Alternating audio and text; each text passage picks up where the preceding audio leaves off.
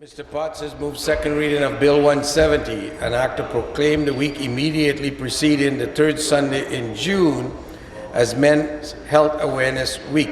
Pursuant to Standing Order 98, the member has 12 minutes for his presentation. The member for Beaches East Shore. Well, thank you again, Speaker, and it gives me great pleasure to be able to rise in the House to speak to this Bill 170 today. It seems only about a year and a half ago I had the chance to speak to second reading on my first private member's bill, the tipping bill. And as members, I'd like to remind, we were able to get it to a committee, Social Policy Committee, with unanimous consent. We made a few adjustments, and it came back to House third reading and was approved by the House at the middle of December, just before we rose. And that bill will be proclaimed, go into effect in June 15 of 2016. So I was delighted the fact that we had the unanimous support of the House on my first private member's bill, and I was delighted that the House leader was able to get together and find a way that we've moved the bill forward. And I think I found another bill here that will also encourage the unanimous support of this House so that we can see it be proclaimed in due time, and hopefully in time for the third week the week following the third week in June, because the third Sunday in June, as you all know, is Father's Day. And what I'm hoping to do with this bill, it's a very simple bill, is that week prior to Father's Day, we would recognize as Men's Health Awareness Week. Now, it takes a lot of work, as I know all members know, to bring a bill like this together, to reach out to stakeholders, to pull together the information that people wanted to be used for the debates. And so I wanted to say thank you to my staff. My staff, I'm sure, are watching on various closed-circuit TVs here or back in the constituency office. David Belmore, who's done fantastic work in bringing this forward, as is Tom McGee and Kimberly Ahern, in order to make sure that the bill was able to move forward as speedy as possible. And thanks to the member for Grant, member who's immediately in front of me, Speaker, who's Glengarry Prescott Russell, who swapped his ballot item with me in order for me to do this now. This new bill will deserve the unanimous support of the House, because what it seeks to address is a chronic failing in men to look after themselves. Now, when I first mentioned the idea to the Premier, and I was sitting down beside her during a break in proceedings, and I mentioned to her, her first response was, yeah, men don't really go to see the doctor very often, do they? And there's a universal truth in that, it seems. It seems to be a proclivity that men have, that we're brought up thinking we don't need the help of others. And as a result, we don't see the doctors as often as we should. And maybe this will be an opportunity during this week where men will take that time to look after their own personal health. And so the idea to do this bill first came to me from the Canadian Men's Health Foundation. And I got to tell you, I met with Wayne Hartrick, who unfortunately can't be here. The foundation is based in Vancouver, and he's been in a couple of times with the founder, Dr. Larry Goldenberg, and they couldn't be here today for the second reading, but they were here for the first reading, and we had a media conference beforehand. And I got to tell you, when they introduced to me what they were hoping to see happen, I felt as if they were speaking to me directly. I felt that maybe I'm one of those guys that probably should take a little time out once in a while to think about their own personal health, how they're running their life, what they're doing to make sure that I have healthy outcomes. And what it really reminded me was what I hear from my mother so very, very often. My mother, Dawn Potts, I've mentioned her before here, 87 years of age, and she says to me repeatedly, and the other members of my family, she says, I wish your father had taken better care of himself. And I know what she means by that. Dad died when he was about 81, and that was almost 10 years ago. And when he lived large. He was a very active man, judge, lawyer, socialite, bar association, and he lived long and hard.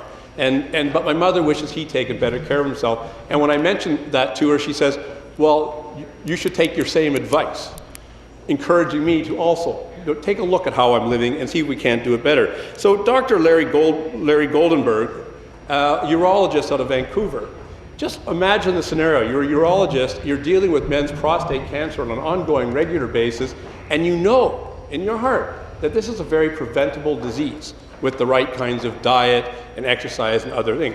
And so it must be extraordinarily frustrating to a doctor to be in that circumstances, to be practicing his craft, knowing that it's a preventable disease. So he invented the foundation. founded this organization, Men's Health Foundation, in order to have men take a better look at what they're doing. Now, it reminds me somewhat of a conversation I overheard in the Calgary airport many years ago when smoking was permitted in airports. And I was sitting at a bar having a beer between a flight, and a gentleman 2 over from me started up a cigarette. Immediately turned to the gentleman sitting between us and said, "Is it okay if I smoke?" He was being considerate. I thought that was quite nice. And the gentleman between us said, "Yeah, go ahead, it's good for business." And the man looked at and said, "Oh, what, do you work for Rothmans or something?" He said, "No, I'm an oncologist." And it's a bit of black humor, of course, Speaker, but what it speaks to the fact that, yes, it would be good for business if people did look after themselves. But I think Dr. Goldenberg understands that's not his focus. So he founded this association in order to get to the heart of what it is that causes men's bodies to decay in a way that they shouldn't. Now, I also mentioned the opportunity to this bill to my daughter, Robin. Robin is a very intelligent woman in her late 20s who works at UCAD University now, and her first response was, "Wow, Dad, do you really want to be a middle-aged male standing up and looking for men to get special treatment? You should really test this idea with others, particularly in the women's the advocacy area, to see if this is going to ruffle feathers and be of concern." And so I took advice, and I've spoken with a number of healthcare providers, people in women's agencies, people in public health, and quite happily, to my surprise and hers, this was a recognition that no, men should spend a little extra time looking after their own health, because in doing so, they become better fathers. They become better husbands, spouses, partners. They become better sons. And it's really about family health, not necessarily just men's health, but family health. So healthy men help lead to healthier families. So the Canadian Men's Health Foundation is championing this, and I'm delighted to see that they have a number of really high-profile champions assisting them with the move of this program. We have Brendan Shanahan, who's the president and the alternate governor of the Toronto Maple Leafs. He's putting his name, his reputation, his energies behind this project. Adam Creek. Now, Adam was here when I did my first reading presser, and Adam was here. He's an Olympic gold medalist in rowing and an incredibly inspirational public speaker. And he came, here's a guy who understands health, healthy eating, healthy activity, and he's bringing that message to men across Canada. And then Simon Whitfield. Simon Whitfield, 4-time Olympian gold medalist, probably the highest decorated Canadian triathlete, and he's bringing his reputation, as well as Dr. Tony Finelli, who's the Associate Professor of Urology, Princess Margaret Cancer Center. So this is the kind of group that they're pulling together in order to assist and bring this message home about men's health. They've also got partners with the British Columbia government has made a very generous grant to the organization, and they're seeking additional supporting monies from the province of Ontario, and I will support them in that effort as best as we can. Sun Life Financial has put significant funds into this. The Canadian Urological Association, Sportsnet across Canada. The Public Health Agency of Canada has invested in the program, as is the Canadian Mental Health Association. And so a widespread group of people who are recognizing the importance of men taking a step out and looking after their health. This Canadian Men's Health Foundation has an app that you can go on your smartphone and answer a bunch of questions in the privacy of your own, and it will do a metric of what kind of shape, what kind of lifestyle they think you're leading, and what your risks are. It can be done confidentially, and I did it. And there were some warning signs there, things that I might want to each take heart. And they have determined that something in the order of 70% of people who take this app make changes in their life, but not significant changes, just a little change. And that's part of their model for their big campaign that they want to roll out during that week before Father's Day, is for men to make small changes. I was at the hockey game recently, and there on the big screen at the MLSE was an ad that they've done about men making small changes. And this man opens up a fridge door, reaches in, Speaker, to get a beer, and he goes, maybe I'll have a glass of water, a bottle of water instead. And it's sort of like a sense that we just want to step back, make small changes in our lives, and for healthier outcomes.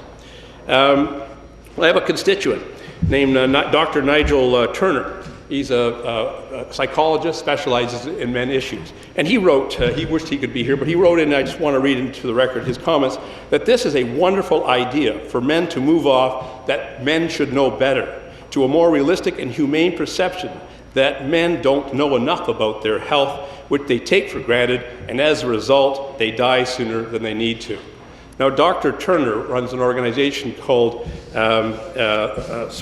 Just for Today, and he has an alternative therapy program for men who are coming out of domestic abuse situations. Now, let's be clear. No, there's never any justification for domestic abuse, but sometimes men who find themselves in those situations are suffering from addictions, anger management issues. And his program is to try to step back with the man before making a man in that situation plead guilty to a charge, to make it conditional to go through his program rather than the PARS, the Partner Assault Response Program, in order to help them make changes in their lives which will make them be better partners. I'm delighted that we have Rocco Rossi in the crowd today, Speaker. I've known Rocco a long time. I know him as the wise guy who ran for mayor of Toronto not too long ago. And he was executive director of the Heart and Stroke Foundation back when, and currently now is executive director for the Prostate Cancer Canada. And a good friend of mine, Al Stewart, was involved with Rocco back when, trying to establish a new sort of program for fundraising. He was going to call it Prostrate for Prostate. The idea being men should just go to sleep on the couch and people should sign up to pay for them to do that. Now, that campaign didn't quite take off, but the latest campaign that Rocco did, Plaid for Dads, was far more successful and has been moving forward. We also have with us the Canadian Centre for Men and Families, and a number of individuals here from that organization. And it's a group out of the City of Toronto who are active with male abuse issues. For male-on-male abuse, spousal abuse, female domestic, but also helping with the kinds of issues men face in divorce and separation from their kids, those anxieties, giving them a better sense of how they can live more productive lives post-divorce. And doing great work in the community. I'm delighted they will be here to join us today. So what I would like to encourage with the House is that we get that same level of unanimous support I saw last time. If we are able to get this bill, Speaker, passed in time for this year, we will be celebrating Men's Health Awareness Week the same week that my tipping bill comes into effect. So on that note, Mr. Speaker, I'd like to leave the debate, and I hope I get all party support. Thank you.